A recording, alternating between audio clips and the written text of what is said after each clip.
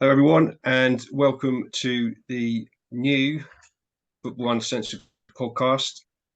My name is Rob Kirton. I'll be asking the questions, and the main man, John Sitton, will be answering them and giving his honest and forthright opinions, as always, I'm sure. John, how's things? How are you? All right, Rob. Yeah, not bad. League's off and running. We've had League Cup as well, so just waiting for the weekend that's just passed for the Premier League to be off and running. Now it is. I think there's only one game left, so I had a good general overview of the first lot of fixtures. Yeah, lots to mull, lots to talk. About. So you fire away. Yeah. Well, we said we'd try and get one in early and try and do a little bit of review of the weekend. We're going to try and focus on Chelsea Liverpool yesterday and Brentford Spurs yesterday, and add a little few things in. Chelsea Liverpool, probably the standout fixture of the weekend. You've seen the highlights. Two teams done a bit in the transfer market. So, what was your main takeaway really from the game? You got one or two main things to say about the game, tactically or otherwise? Yeah, it just seemed looked to me like two teams who just were slugging it out. Weren't really particularly bothered about the quality of stopping the opposition at source. Weren't particularly bothered about stopping crosses. Weren't particularly bothered about dominating the middle and attacking thirds. The middle and defending thirds, because the formation sort of gave, for me, they gave it away. Liverpool, unless I'm mistaken, looked like 4-3-3, which in a lot of instances can dictate when you set up against that, can dictate how you play and how you set up. But Chelsea refused to budge. They were like, they ain't changed from what I saw when I was 60. I went there for my 60th birthday as like a little recall back to me sort of footballing career roots. I beg your pardon. I meant to say 4 years ago when I was 60, Chelsea West Ham. So what it is 5 at the back, 2 wing backs pushed in, so that becomes a 3. They pushed in and joined 2 screening midfield players, which makes a 4, and then a front 3 spread out. And I thought Liverpool got out too easily without any sort of help. You're looking at 3 ways to combat Liverpool. And I beg your pardon, Chelsea, from a Liverpool point of view, particularly as they took the lead. One is a recovering front player, closing the ball down. Or if they've set up and the ball's gone dead, spreading out, waiting to see where it's rolled, pinged, played, passed, thrown, and then locking on from there. 2 is the wing back staying in situ, so that they can go and press the ball high up, because obviously play would have shifted and maybe you'd have had a forward or maybe even 2 out of the game, or out of position in terms of closing down. And then lastly, maybe the midfield shuffling over with a sense of urgency and coming very narrow. Then so maybe with a furthest fullback pushing in, or a forward tucking round, so that you've plotted up man for man. And I just thought that they just slugged it out. You have a turn, we have a turn. And the biggest, not so much in that game, but the biggest single common denominator for me, looking at all the leagues, all the divisions, I looked at EFL when I got home from half a shift on Saturday. Then I looked at it on Match of the Day Saturday night, and then Match of the Day 2 yesterday on the BBC, was the inability to stop, or maybe desire, maybe just the fact that it's sheer hard work, stopping crosses coming in. And I thought, most clubs had a good supply going into the penalty area. So, yeah, again, it's, for me, there was almost all the way through the divisions, there was a question mark over certain aspects of the defending. Well, you're always going to pick on the defending, aren't you? That's for sure. Going back to your early point about Chelsea Liverpool, I think when the lineup came out for me, I'm looking at the Liverpool lineup and I'm kind of thinking, yeah, they're going for it here. And then you see the Chelsea lineup, and with the wing backs, what you say, and I think it's fair fair point to say for the first 20 minutes, half hour or so. You say they slugged it out and they did the whole game, but Liverpool were out of the traps first, weren't they? And they were going for it, and then you touched on it. Chelsea then seemed to make at least one of the adjustments that you've just gone through, and gradually pulled themselves back into the game. So, Pochettino responding from the sideline, or is that the players? I'm having a little quick get together and going, right, we got to sort this out. What do you think? The fact that Chelsea were at home, I think the players responded. And like I say, the fact that they were slugging it out, and in the end it just gave way and they nicked the draw. But I don't think they're in for anything other than, in Chelsea terms, another complicated season, difficult season. That's the way I see it. I'm looking at some of the other fixtures, and you look at some of the teams that are coming into the equation, like Newcastle. I honestly believe Chelsea are going to be around 6th or 7th. That's my gut feeling. They've got no one else through the door. The one they did, he picked up a knee injury, quite a severe one, because he's going to be out for a long time. You've got the player who tremendous amount of pace up front, which he showed last night. Jackson. He showed it yesterday, and he outstripped people who like they're no slouches. But very similar to Spurs, I don't think you can rely on just the one, maybe two players. Like Spurs, it will be Son and Richarlison at the moment. But I think it's going to be a fair, because I don't see any particular innovative changes from when I watched them as a belated 60th birthday present. Went back to the bridge, got beat at home to West Ham 1-0. That was the 5-2-3 evolving into 3-4-3. And the object of the exercise is for the wide player to threaten the back, get against the full back, then clear the space with like a dummy run to clear the space for the or the wide midfield player to clear the space for the wing back to come get involved in the play, which you go through the phases, and as you go through the thirds, you coach the movement and the passing. I don't see any great change from that. And he was actually playing that day, Reece James. I mean, so you're talking nearly 4 years ago now. So it's 3 months away from being 4 years ago, and I don't see any great movement in midfield. I don't see any mix and match great movement in the front three, apart from what I've said. Whereas Liverpool were different. So all right, they got a point. It was a massive game. But if you twisted my arm up my back and asked me who was going to finish higher, even it's literally the first game of the season. You can't even say it's early in the season. It's literally the first game of the season. I would choose Liverpool, and if Pochettino finishes any higher than 6th, I think he's probably done a marvellous job. I'm sure the whole Chelsea fan base will be satisfied with 6th. But picking up on a few things you've said there, John, there's some good discussion points in there. You said about Chelsea bringing people through the door.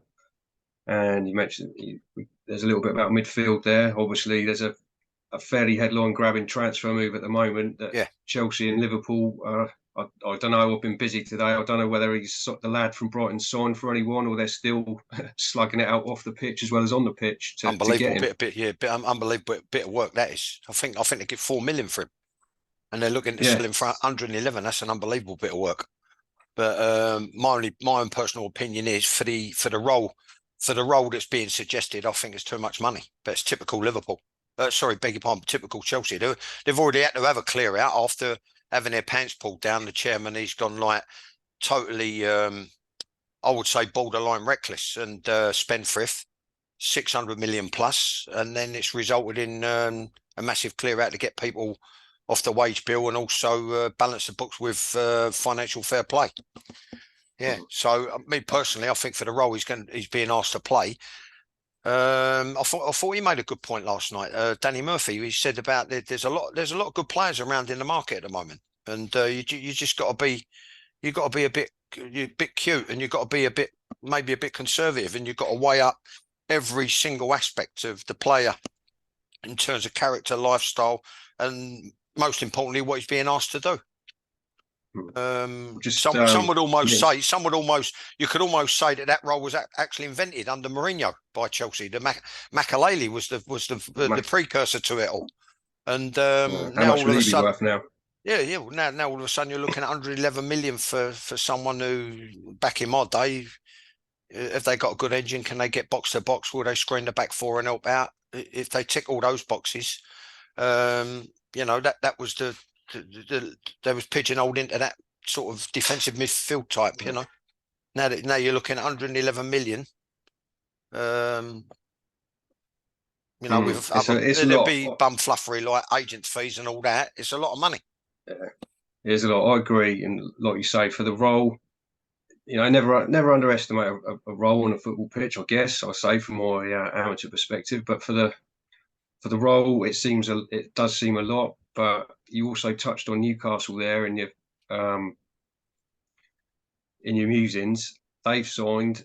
I would say he's a defensive midfielder, or maybe he's a box to box. Maybe he's a bit different. The lad Tonali, I think he got their first goal at the weekend, and I believe he was about 60 mil compared to what we're talking for this lad from Brighton, Casiado and Declan Rice, and Danny Murphy's point about value for money and having a look about have Newcastle potentially made a better move there. Yeah, well, I mean that can happen. You could, he's come out, he's hit the ground running, so to speak. Maybe he looked like, with regards to being crafty and actually arriving into the box in that gap when that's the classic example of what I meant. When the ball actually went wide, he had his back to the game, the wide player, the blonde kid. And then he's been. That's when you've got to creep up on them. You've got to be like so he's behind you. You know what I mean? Like a pantomime villain. If the ball's running wide and a forward or a wide man is going to gather the ball and get it under control, right? That's when you've got to make up the ground and you've got to get right up tight, get up behind him. But he stood off. He was allowed to turn. He's not a particularly great ball. It didn't have like whip and dip, and he didn't fade it in behind a retreating back four. He's wedged it. You know what I mean? But the luck would have it, he's fallen between two defenders. I thought the furthest defender, the fullback, he should have been tucked round, and it should have been more compact widthways, because I thought the two centre backs were too close as well. You had two. If you look at the replay of it, quickly running it through my head without any stop start like they've got on the Sky or BBC. This is what I'm talking about. If you run it back, you actually the two centre backs ended up too close together. You've got to be compact, but you've got to be able to accept incoming. So as someone's looking to make a run, you pick their run off and mark them. And all said and done, normally, under normal circumstances, you've got to make them go the long way round. So what that would mean is you've got to mark within the posts, within that. So like a dotted line, a continuation of the post. Anyway, the point being, he's made the run and he's got between the furthest fullback and the centre back, and just caught it on the volley, sort of scooped it round. Yeah, so he hit the ground running. It looks good. But we'll see over a long, hard season. You know what I mean? But at 60 mil, you say it looks value. Yeah, like you say, it's literally the first weekend, let alone early, but when potentially I played, almost 50% less. You couldn't get people to do it at Chelsea when I played. Maybe Johnny Bumstead. But then when we got the ball, it's like I said before, it's a bit disparaging, but I played youth. I leapfrogged South East Counties Div 2, Div 1, football combination and first team. He rarely demanded the ball when the ball changed hands. Then there's other people who were massively honest in both sides of the game. That was Ray Wilkins. He would try and screen the back four and he'd want the ball when we were going on the offensive. Ronnie Harris had a few games there, but then there's others. Once the ball passed them, that was it. You know what I mean? You're on your own. It was basically, so the back four was under siege. Or I distinctly remember an hammering at Arsenal. You're like, where is everyone? You know what I mean? And there's no doubt about it. It's a very, very, very important role. But the centre backs in particular, if it's like I was a skipper, you can look at the picture, use your peripheral, or just look thingy, make sure you've got your fullbacks nice and compact tucked round. You're nice and compact as a back three, back four, back five. You've got people set up But the way the game's gone,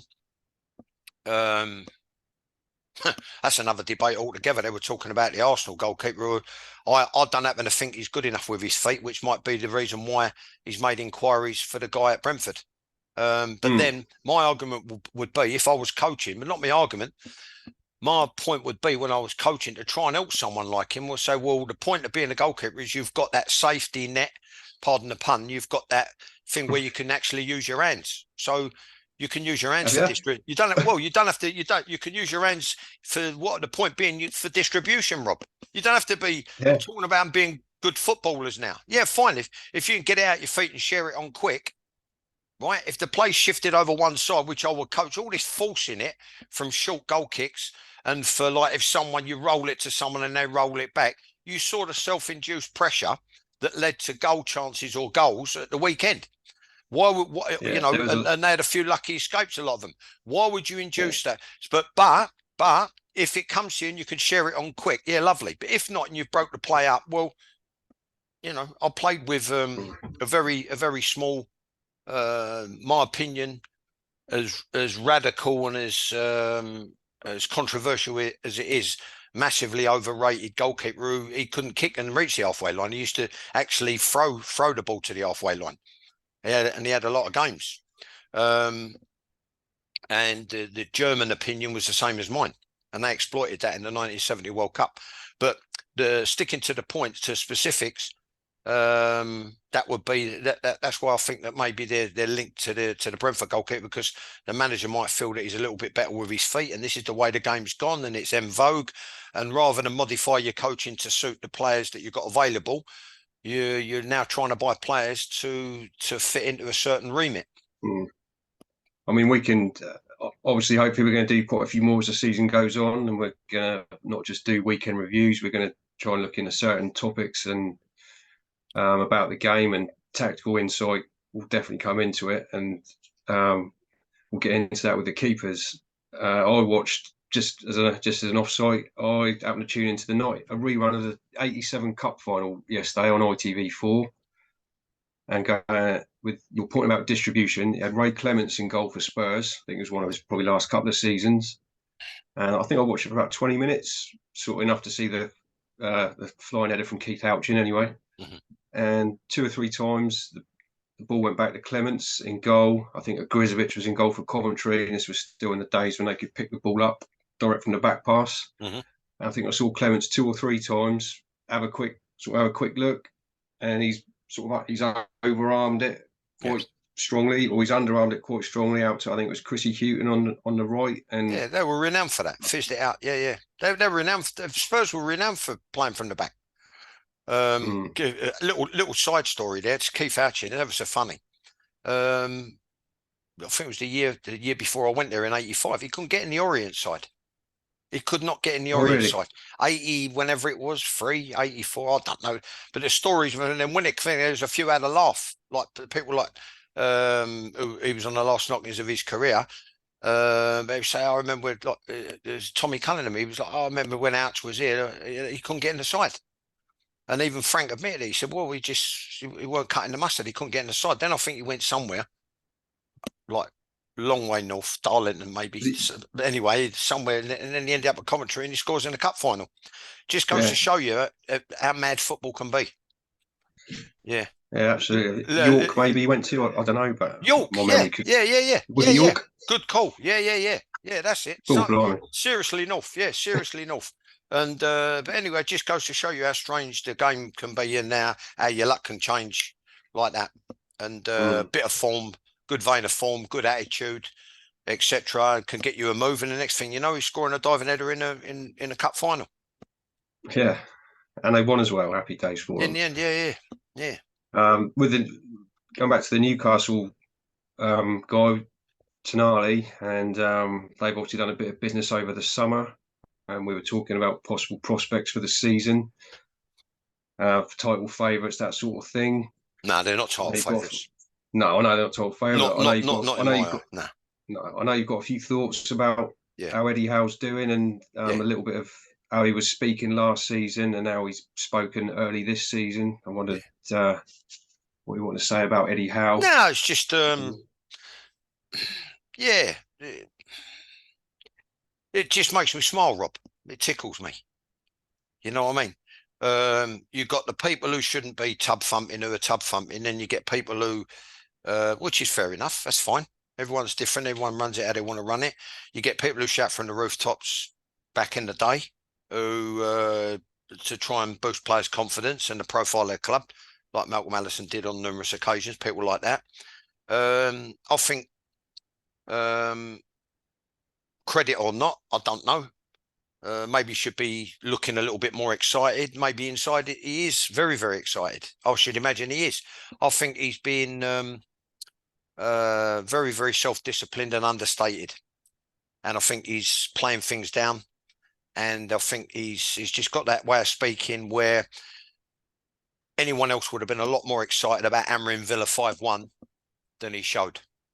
Because last year, under Unai Emery, they made sort of come back from the depths of despair, borderline relegation candidates, went on a massive run, fantastic form, showed what a bit of organisation and results which lead to results which lead to belief and confidence. And then it's not only belief and confidence in your own game, it's belief and buying into what the manager's putting on or the coach is putting on. And then it snowballs from there, and that's what they did. Make no mistake about it, that result Saturday, I think that was a possible benchmark, and it probably hit the nail on the head when he said he was pleased with their fitness levels, because it looked like Villa were a yard and a half off the pace, apart from the diabolical mistakes and the diabolical defending. I'd say borderline disgraceful embarrassment for that level. You know what I mean? Like when there's no the ball hasn't been set back, you don't squeeze up. When there's no pressure on the ball, you don't hold a line. When someone's got it out their feet and there's no pressure on the ball, you definitely drop out and try and give yourself a yard and a half for the ball in behind. Worst case scenario, you drop out and assess the marking, if just in case the ball does come in. And I think it was for the second, might have been for the second goal, where they held a line, and I'm looking at Mings as the leader. I know you're a fan of Mings. Oof. Well, it just goes to show you, if you're a lump, you know what I mean? If you're a lump, you can even get an England cap. I think, you know, he tries to be too cool for school. Or maybe he just, really and truly, I'd love to coach him. I'd love to coach him. I could improve his game 100%. Worst case scenario, 50%. I could improve his personality 100%. Because he needs to get a little bit nasty. He looks too cool for school. He looks too educated for football. He acts like he's too educated for football. And what I mean by that is, it's like he's almost got this disposition about him whereby anything, the nitty gritty is beneath him. So he should be cajoling and screaming and shouting and bullying and, in the nicest sense of the word, bossing. That's a better word, bossing the people around him to make the game easy. But on top of all that, what you got to do, you've got to sort your own game out first. You understand? So what I used to do is, particularly at my last free club, when I grew into myself and I became a man, is I made the game as easy for myself as I possibly could. But also, when people are looking at you and they go, well, what are you doing about your game? Well, what you don't do is you don't stand there and hold a line when there's no pressure on the ball, when you let the geezer get it out of his feet and dink a diagonal for the ball to be knocked across, for someone unopposed virtually knock it across, for someone else virtually unopposed to put it in the back of the net. I thought it was laughable. But it shouldn't be understated how well Newcastle played, which I think Eddie did. Very cleverly did, because what he's trying to do is keep the pressure off his players, keep the pressure off the directors and the owner to keep spending. So, okay, let's do it one step at a time, not baby steps. I mean, blinding expression for someone with a diploma in bullshit. You do it one step at a time, one adult step at a time, not baby steps, because people have got to see progress. You know what I mean? But that's to take people take pressure off themselves. I used to, believe it or not, I used to enjoy it. Put pressure on yourself to challenge the players every day. But he wants to take pressure off of the players. He wants to take pressure off the owners, and he wants to decrease, not increase, the expectation of a sellout crowd every week. And I thought he did it very well. He does do it very well. you mentioned about his disposition there. England manager in waiting, Rob. If you're looking at the Quite candidates, possibly. yeah. I mean, who else is there? Have it right. Not, and that ain't, but that won't be the reason why he gets it. But what he does, he's got that suburban accent that says and does all the right things. His disposition, he's not aggressive. He's a bit benign when he needs to be, and he seems like a good company man.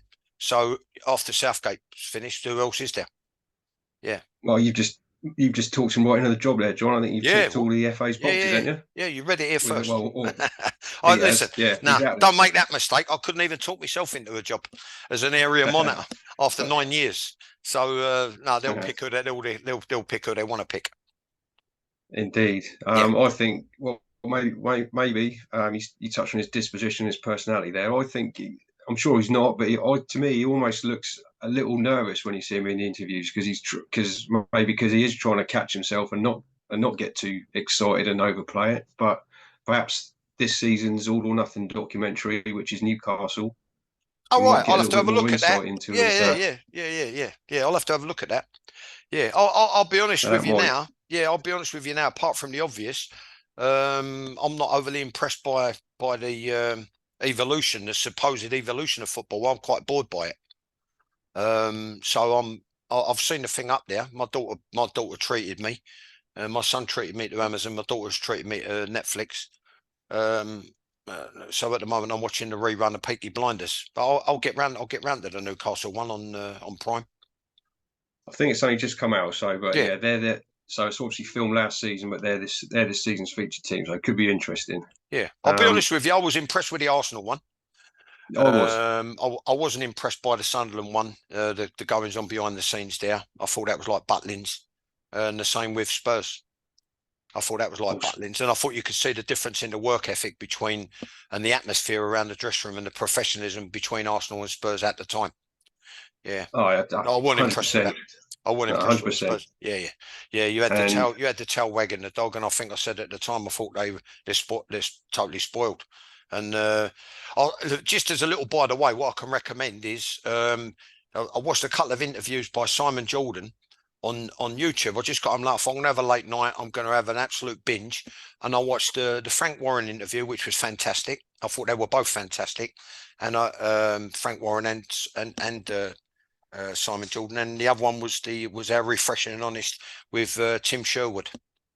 Yeah, I thought that was refreshingly honest, and it's funny with what he said about the goings on there, and he basically said no one really gives a monkeys, which was my thing attitude entirely. No one really gives too much in terms of whether it's the players, the coaches, the manager, whatever. You do, but you don't. He said, but no one really gives a monkeys about the world-class stadium and training ground. It's about the results.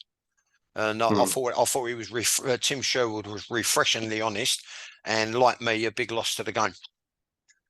Well, he had a brief go in the Spurs Hot Seat, of course, didn't he? Didn't last long.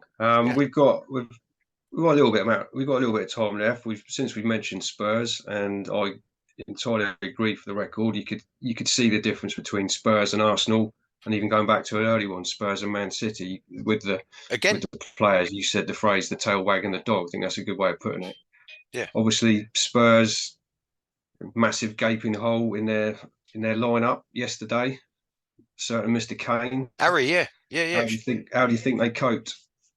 Well, I actually said on my Twitter thing, who's going to get the goals? And then someone said, well, who got Chelsea's goals? Which was a fair point. Who's going to score Chelsea's goals? Which was a fair point. And I say, yeah, but you've got to look, you look at the outcome. You know, Chelsea had a difficult season. And when I look at it and the possibility of Richarlison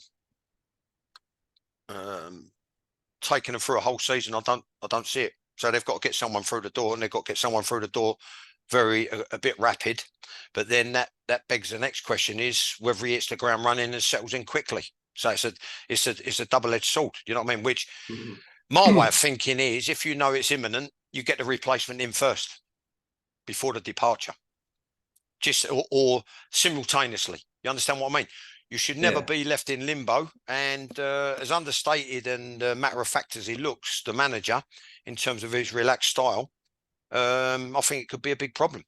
I think the classic in a nutshell example was the late chance he had, Richarlison. He a good eye in terms of the goalkeeper. In terms of let's say making it easier to save for the goalkeeper. So they say a good eye. It was a good eye for good eye for the goalkeeper, because any other Harry would have possibly passed it in the corner, low in the corner to make it. If the goalkeeper gets an hand to it, it's got to be an unbelievable save, not within. So like we used to do, like a draw a radius with the basically your reach, your arm span, anything within that circle, a goalkeeper should get. And you're just thinking to yourself, well, you know, where are the goals going to come from? And I wouldn't hang me out on him for a season. I think I heard it right, and apologies to any Spurs fans for pronunciation. Postecoglou, he's the new gaffer, and the noises he seemed to make after Kane's move became apparent it was definitely happening, seemed to suggest that he had an initial meeting with Kane weeks ago, maybe, and Kane gave an impression that I'm off. I want to go. So begs the question: where is the replacement? Unless, of course, he genuinely thought Richarlison could do a job, or at least in the short term. Seems a bit of a. I got hammered when I first said it. I thought it's a lot of money for a substitute, because in effect he's not going to be first choice above Kane. And what they give 50 million for him, 60 million from Everton. And they tell what are you talking about? He's a Brazilian international. Well, he's a different character. He's a different player playing a different style and a different team. When you're talking Brazil, chalk and cheese from Spurs, believe me. And I just looking at him, and there's a lot of the time I don't like his body language. I don't like his disposition. I definitely don't like some of his habits. You know, I mean, where you say, like, if it's going to get punched into a front player for us to build, what you coach is it's either got to go off one touch with quality, like he tried yesterday, a little flick, and it broke down. Then he tried it again and it broke down. Then he tried it again and it broke down. So what you do, you say, well, okay, I'm going to be more conservative. So it's not going to go off one touch with quality, which is the first option. You've got to pick the second option, which is got to stick. So you've got to get your body in, make it stick, and then set it for somebody else who's coming in to join. That's what you coach. No, not for me. And then the other thing is the psychological thing of giving. Someone sent me a thing on TikTok, Spurs official, behind the scenes thing in the dressing room. I made the mistake myself a few times. One over the moon with the way he was talking, and he had his arms folded and he was looking at the floor. I think you got to look at. What are you talking about? Yeah, you got to look. You got to look at the players. You got to look at the rows. You got to look at where they're seated. You got to maybe meet someone's eyes when you're making a point. You definitely got to be meeting their eyes when you give them the captaincy. You understand what I mean? But I think that was a little G for Son, because he's thinking, you know what? You think, what are you talking about? All right, well, we'll see, because it's the first game. But they could be in big trouble. They could be in big trouble, because the rest of the side, Loris I called 5 years ago. Right, and you get all the stuff on TalkSport, you get all the stuff on the radio, you get all the stuff on Twitter. He's a France international. Then he's a France captain. Then he's a Spurs captain. Then he's a World Cup winner. Yeah, but I'm going into micromanagement, and I'm looking at him through, like I did every player, through a microscope, and I'm analysing their training, their off-field habits, and their match performance. I called him 5 years ago, but I think they've got the same problems that existed before at the back. They've got the same problems that existed before in midfield. I think Maddison will be a massive cure for some of that, massive. But then is he going to be, or are they going to be on the same wavelength? He had a great relationship with Vardy and Barnes with the little, getting it down and then feinting and disguise and then a little bump. You know what I mean? Someone in the eyes and then a little bump, reverse pass for Vardy or someone to run onto and put it in the back of the net. Well, you look yesterday, they're not on the same wavelength as him at the moment. Maybe that'll come. Fingers crossed if if you're a Spurs fan, but Yeah. well, I'm not.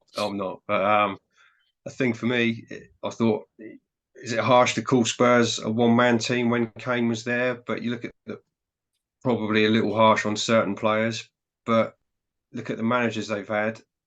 Recently, Mourinho, take the big names, Mourinho and Conte. Yeah. Call them serial winners, really. We look at their Yeah. trophy cabinet. They Yeah. both tried Yeah. and failed, or The club, tried the and been players. failed. Yeah. Media, club players, particularly media. Rob, what they're trying to do, they're trying to talk up the geezer. As you say, Postecoglou.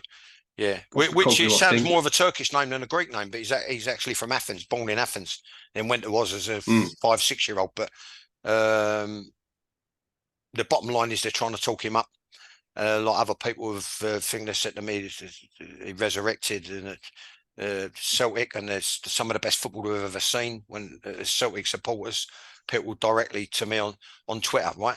But the bottom line is he's come nowhere near what the other two have in terms of Champions League winners, Premier League winners, double winners, FA Cup winners, whatever. And then you look at even before that. And they've both had Harry Kane, of course. He doesn't. He's got Richarlison at the moment. Yeah. So, mate, you know, it's a bigger ask than people think. But at the moment, they're trying to talk him up. The club are supporting him in terms of like PR. The media are trying to support him in terms of PR and give him every chance. Let's see how it goes. Yeah, good luck with the fella, I say. But we'll see. Yeah. A tough season for some another London club potentially. Yeah. We're just about coming to the end of this session. So obviously we're going to look to do some more, and we'll probably pick up a bit more on the sort of the season preview theme. We haven't even touched on the likes of Man City. We sort of briefly skirted with Arsenal, so we've got a lot more to talk about. For sure. So for everyone, thank you for tuning into this. Please have a follow on Twitter, look for it on YouTube. We will be trying to do some more season previews, tactical analysis, other subjects. So please bear with us. We'll be doing our best. Yeah, thanks for watching, everyone. If and when you see it on YouTube, please watch, like, subscribe, and we're off and running. We've got the first one under our belt, new season, and we'll endeavour to do at least one a week.